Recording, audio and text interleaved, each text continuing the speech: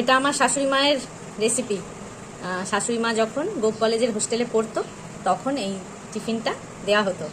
তো আমি জানি এটা আলু ভাজাটা শাশুড়ি মায়ের মতো কাটতে পারিনি, কেন কি মা আরও সরু সরু কাটতো আর আরও তেল দিয়ে ভাজতো। আলু ভাজাটা কীরকম ভাজা হতো, বাইরেটা একটু শক্ত থাকবে, ভিতরটা নরম হবে, এরকম টাইপের করে ভাজতো, কিন্তু আমি জানি আমি সেরকমভাবে পারিনি।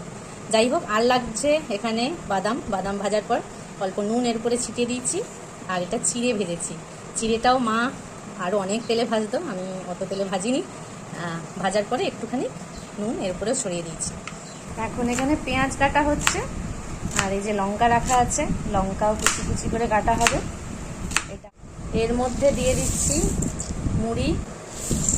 মুড়ি দিলাম, তবে মুড়িটা যেন একটু এরকম সুন্দর হয়, ফোলা ফোলা হয়, তাহলে খেতে কাঁকর মুড়ি না খেতে ভালো লাগে।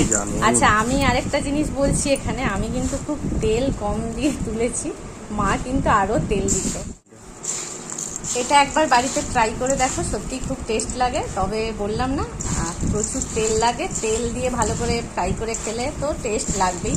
আমার হাত দিয়ে কিছুতেই তেল ওঠে না, তাই খুব কম তেলেই আমি করলাম, নাহলে মায়েরটা আরও তেল থাকতো।